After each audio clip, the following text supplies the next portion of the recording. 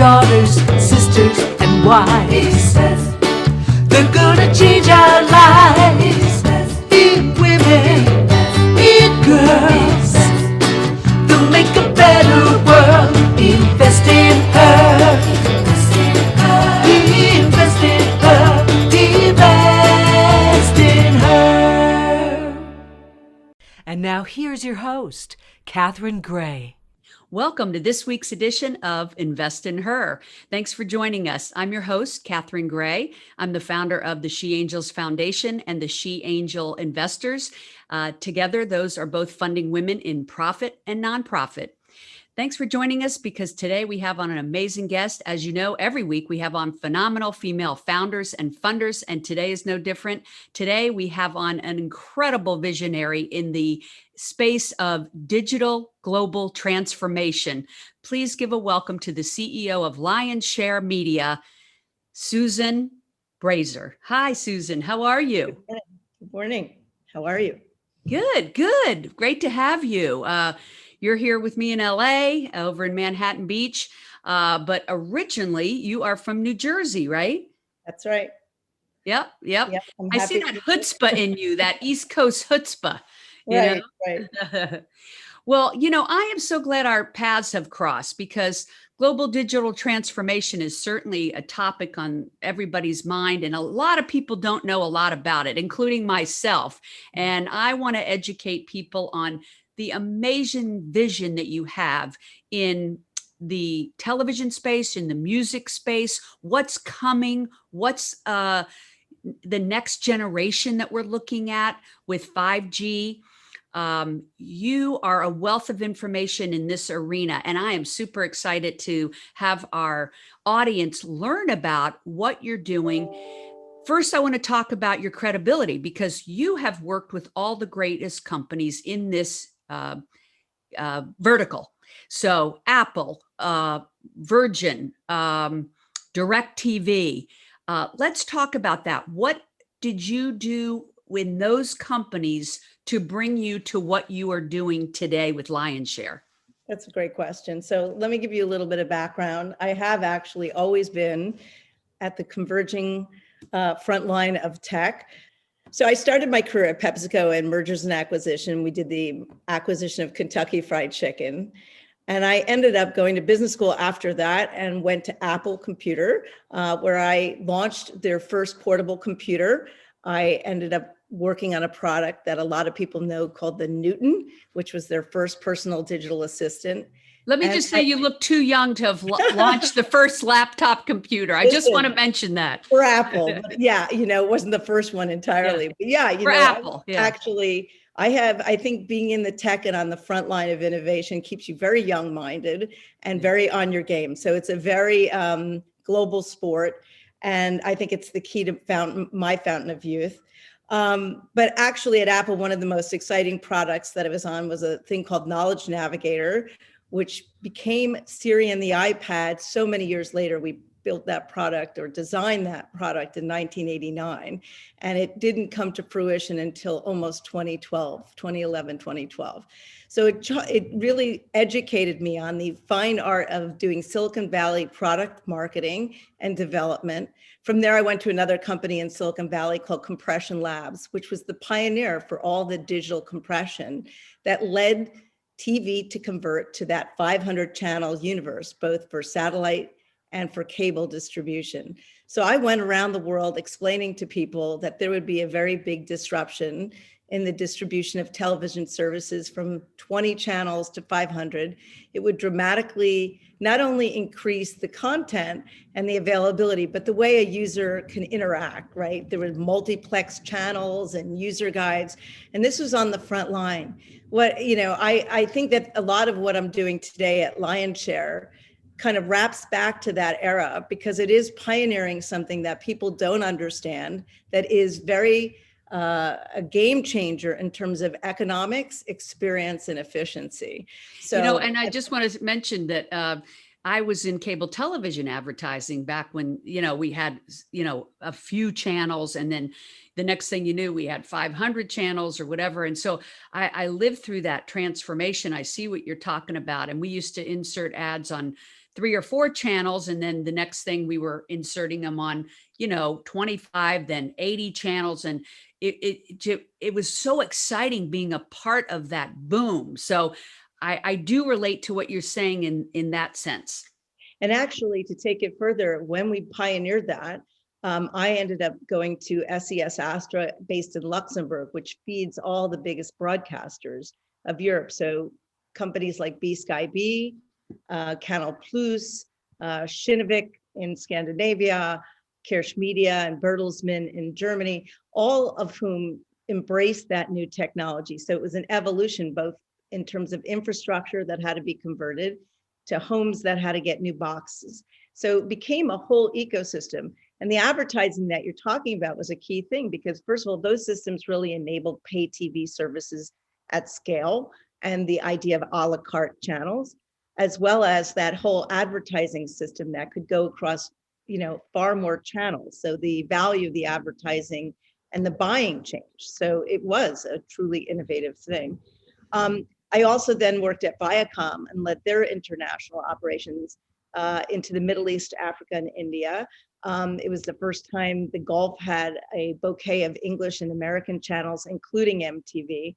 And we localized a lot of the channels. And we launched the first not only the first English music channel, but a global music channel, but we also launched the first women's channel called Style, which brought in programming from Oprah.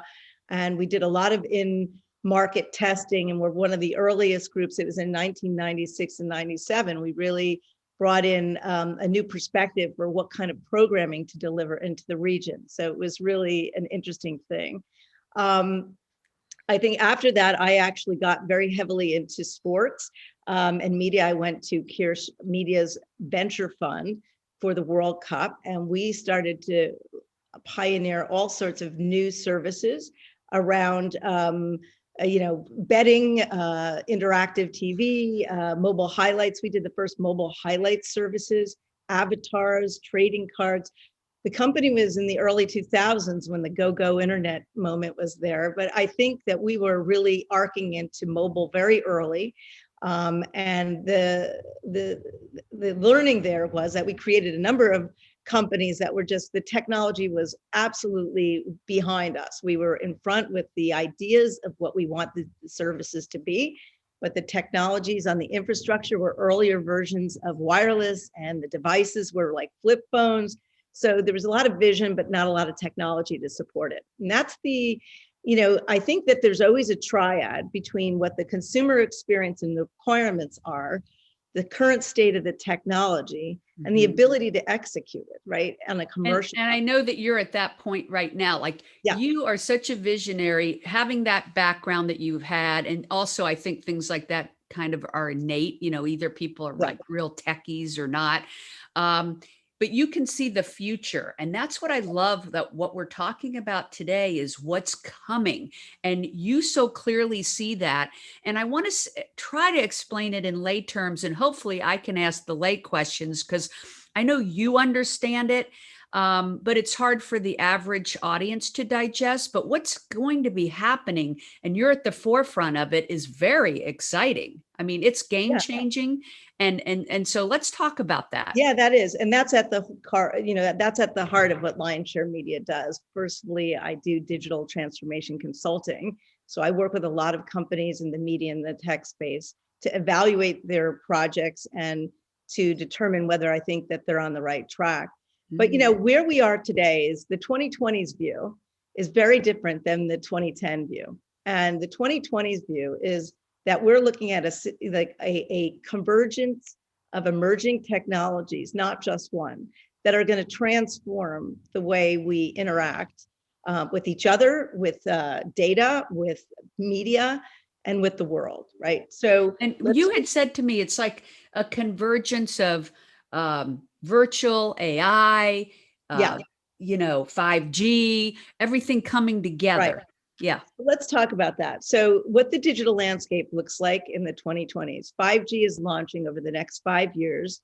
We'll be evolving and seeing all of this infrastructure is being rebuilt by all the world's telecom operators. I worked at Virgin on 3G, the implementation of 3G. I was at Nokia for 4G, and now I'm leading LionShare for 5G. So I feel like I've seen some of the cycles, and that's really, like you said, that really helps me really see what's coming. So And 5G what you're promoting is called 5G Thin Air or Thin Air 5G? actually, my project, my platform, the new platform is called Thin Air. It's for 5G media distribution. And it's actually introducing the metaverse concept of distribution, a new form of decentralized distribution.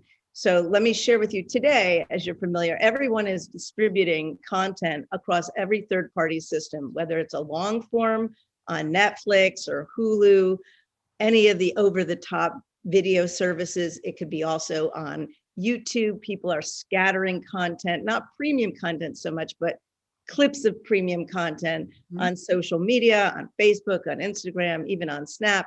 And a lot of those systems are fused really with user-generated content. So it's really hard and increasingly hard to discern, one, how much time every young alpha, millennial, Zoomer are spending looking at social media, user-generated content versus really sinking into premium content. So premium content faces a challenge in terms of mindshare and engagement with younger generations that have a lot of access to content. So 5G is like the pillar that's really, I lean up this new Thin Air platform against that, because it's going to enable tremendous differences in terms of how you distribute content, in terms of speed, in terms of resolution and clarity, in terms of reception. So there's a lot of new features, and as well, there's a whole ecosystem of new phones that are coming out and devices that will be very different than today's phones, right? It will have a lot of new capabilities built into the actual phone in terms of better battery power,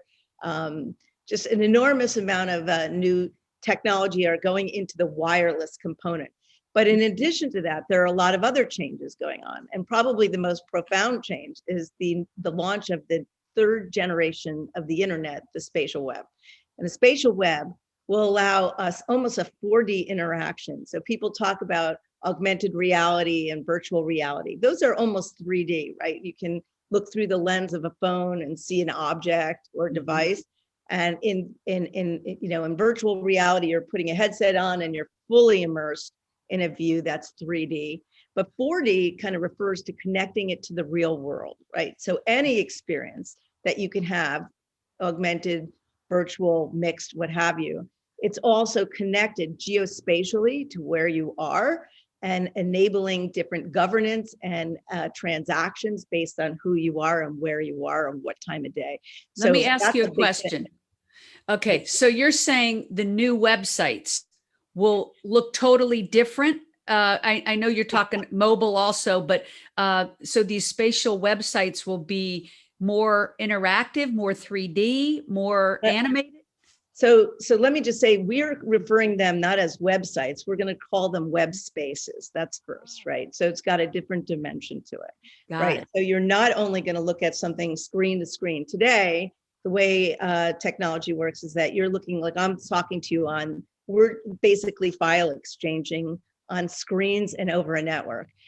That's why I call the new system Thin Air, because it's going to be more than just file to file. It'll be people to people. It connects Internet of Things. It connects commerce. It's going to be more of a dynamic, living almost organism in a way. So you'll have your own web space. And that's actually at the heart of the change of distribution that I'm envisioning for the future, which is this.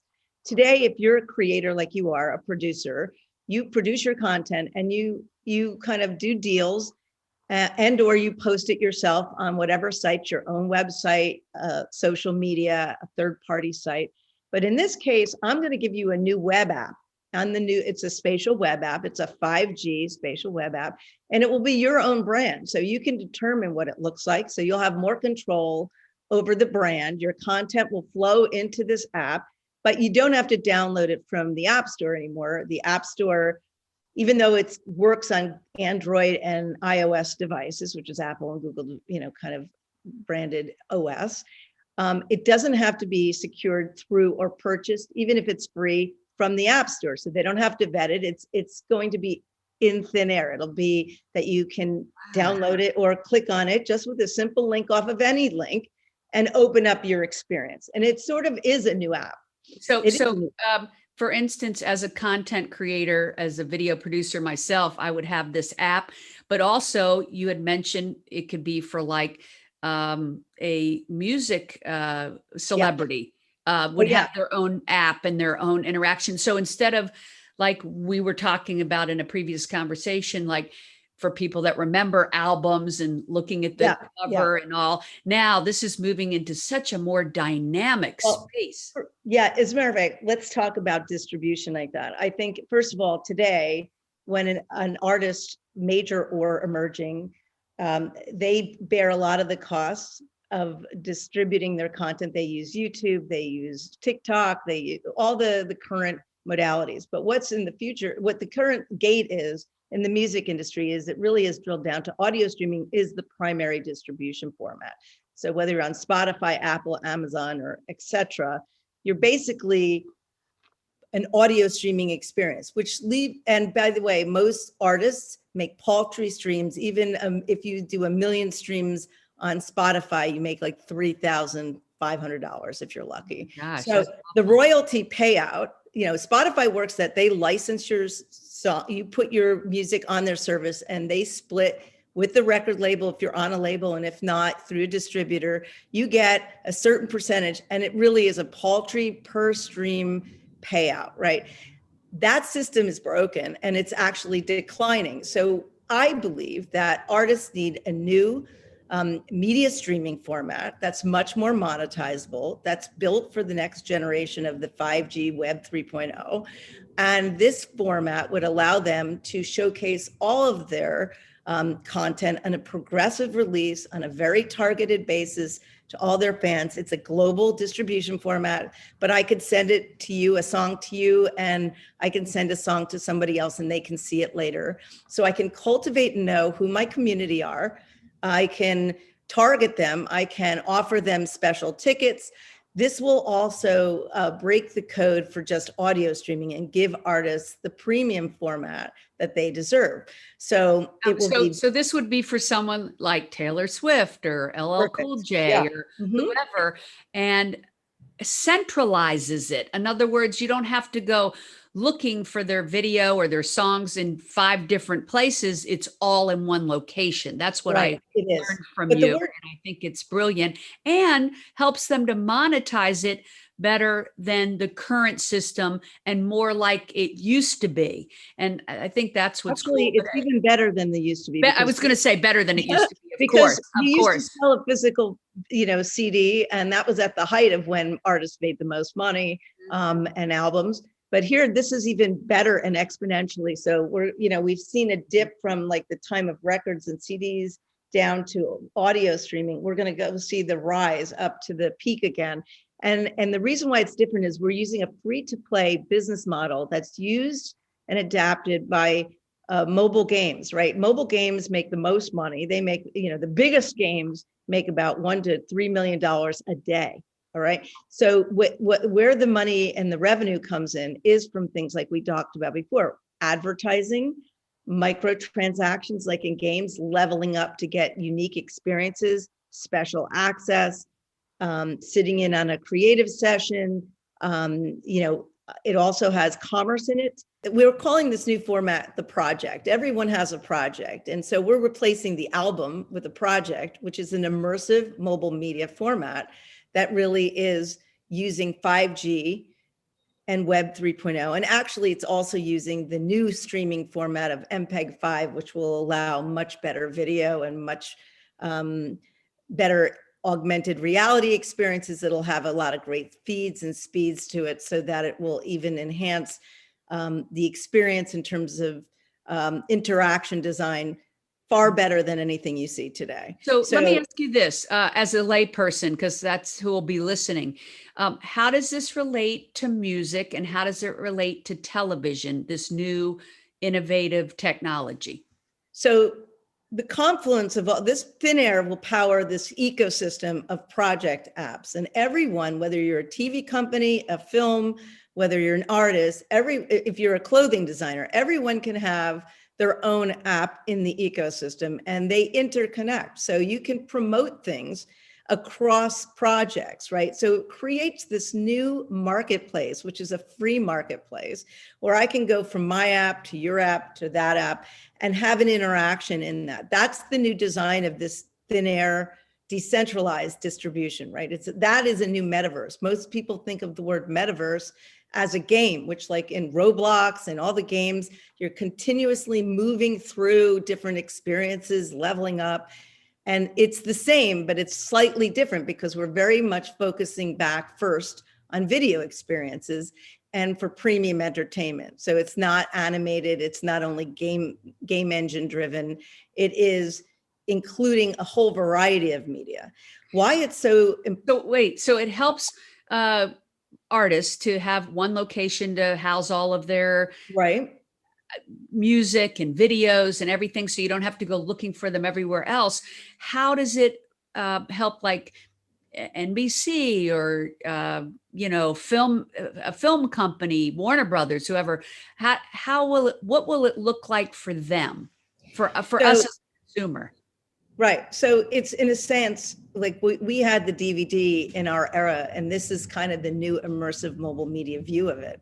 So you can, in this kind of format, have an elongated window of release, meaning that you can share in the experience of the actual creation of the film and experience the director's view, the cinematography, the costume design, the set design, kind of run with the the casting, and really get involved in the production in a totally new way. So say it's a new Hollywood tentpole movie that's in a series, people already have a lot of back content that they can share. So there's constant library use of third-party short form interactive content that people can kind of sift through. So when the actual film releases, you can actually release the full film in this experience as well. You don't only have to do it on a Netflix.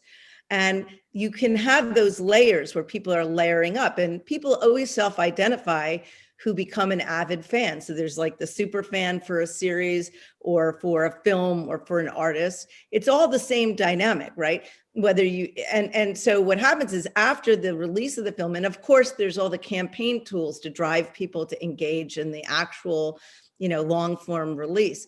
But after that, just say it was like a Star Wars, you could say, like, there's all these derivative works that can be released. It can be geo-targeted. It can be specifically targeted to specific cohorts in different geographies at different times. And then the idea is that people who are actively engaging, it's a good commerce vehicle, it's a good merch. And of course, there's the fan immersion layer that cuts across all of the projects, which allows people to kind of design and create and contribute. And then they're rewarded for it. So there's sort of that whole level of introducing not only commerce, but social into this as a steady rule. So it's not social, it's like a new form of social community and engagement for premium entertainment, so that it's more revalued. I love that.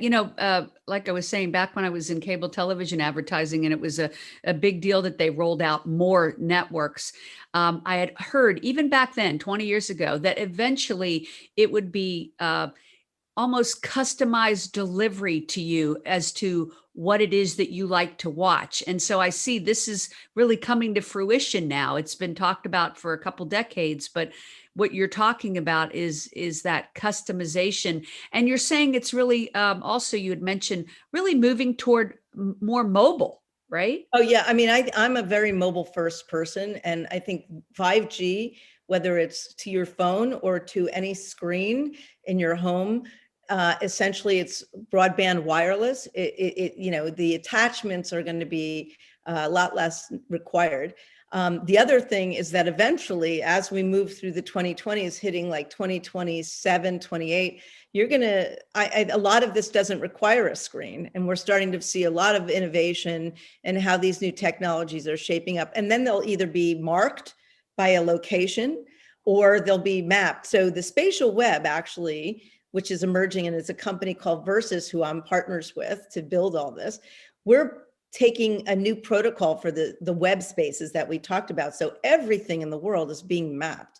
So if you'll know with these systems where content can come out of, meaning I could be watching a billboard on a building that's very animated, or I could be in aisle 9 of Target and watch Taylor Swift perform an exclusive song, so it's going to be a real new type of experience in that way. It sounds exciting and complicated all at the same time, but more exciting than anything. And I love that you can see it so clearly, and it's very exciting that it's rolling out. About how long do you think it'll be before, we have these spatial websites and we have these apps for the artists and the networks and film? How long will it take? Is this a couple of years? It's an evolution. We're actually building the first set of prototypes this year, and the platform's being built. There are people on the front end. The key thing about all of this is that the infrastructure for all the wireless carriers is being built out now as well. So it's all timed. I'd say we're building project apps now. And I would say 22, 23, you're going to start to see a lot of new implementations for us. I'm going to focus more on the video and interactive and smarter video experiences, some AR peppered in, much more transactional and frictionless commerce. That's kind of the first era for us. The second era is more the immersive content, where you're weaving in these, not just one-off experiences, but you're having, constant evolution of seeing visuals in 3D, if you will.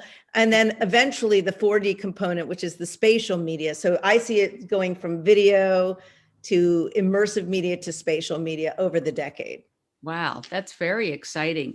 And so just to kind of wrap it up, it's virtual, AI, blockchain, 5G, all converging.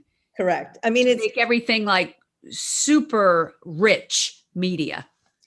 I think one of the most disruptive parts of all this is the blockchain, which is, been involved with blockchain for about 6 years. So not the earliest of innovators, but certainly on the front line. But a lot of people only think of blockchain like as related to like cryptocurrency. Correct. Right. But you have explained that it affects everything, banking, shopping, really it touches everything. And global women in blockchain is something that you're involved in. Yeah. And I wanted to touch on that before we close out here, that is an entity that has a mission to educate women on blockchain so that we're a big part of that new evolution as well. You want to talk about that for a moment? Yeah.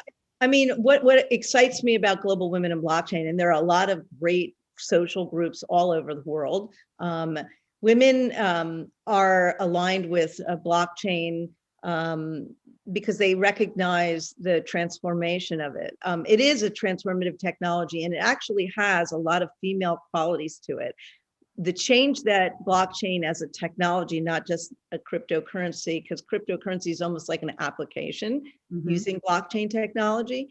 The key to it is that it allows more accurate, trusted, collaborative, transparent, immediate systems. And I think those are qualities in females. So what attracted me to it is that if I could embrace that into, say, thin air as a product, before, when we did the earlier generations of this product, we didn't have that philosophy and we didn't have that thinking, but it solves so many business problems in terms of allowing frictionless commerce, allowing people to track their own rights and assets in a more efficient way, eliminating the middlemen and the cost of that. And also, I guess one of the best things is that about blockchain, and why I think it's so universal, is so many women, it is a decentralized technology. So Global Women has a lot of mandates to kind of facilitate the cooperation between women who are engaged in these projects. And there's a lot of collaboration. So the organization is not only just educational, it's transactional. And I think it really builds that collaboration globally. It's a very global phenomenon. I love that. People listening, you should check out Global Women in Yeah. Blockchain. They're a nonprofit and they're educating women in this arena because we want to be at the forefront. And you know what? That's a whole nother show. I can't wait to talk about blockchain on a whole nother show because Yeah. that is a whole nother conversation. So thank you so much for sharing your amazing insights. I think you really, a lot of people are going to have learned a lot from what you're telling us is coming. It's very exciting. You've explained it really well and can't wait. And I love what you're doing with LionShare Media. I hope there's some media companies and artists out there that are listening and get in touch with LionShare Media because you guys are at the forefront of making all this come together. And they can find you. Want to give your website and your social? Yeah, well, actually, we're doing Susan. You can contact me directly at susan@lionsharemedia.com. Our website, lionsharemedia.com, is up. But I think we'll be launching. We're doing a soft launch shortly, so we'll have a lot of communications out to the marketplace. But for any content creators and digital transformation folks that want to learn more, please feel free to give me a call. Great. And also they can follow you on social media. What's your social handle? Susan Brazer at Instagram. It's same Twitter. Also LionShare Media Twitter. And on social, it's Susan Brazer on Facebook. So, yeah. Great. They will find you. Yes. So thank you so much for taking the time. As everyone knows, you can follow us at She Angel Investors. Thanks for tuning in. And thank you for being our guest today, Susan. And remember everybody out there to invest in her. So important. Take care. Make it a great week.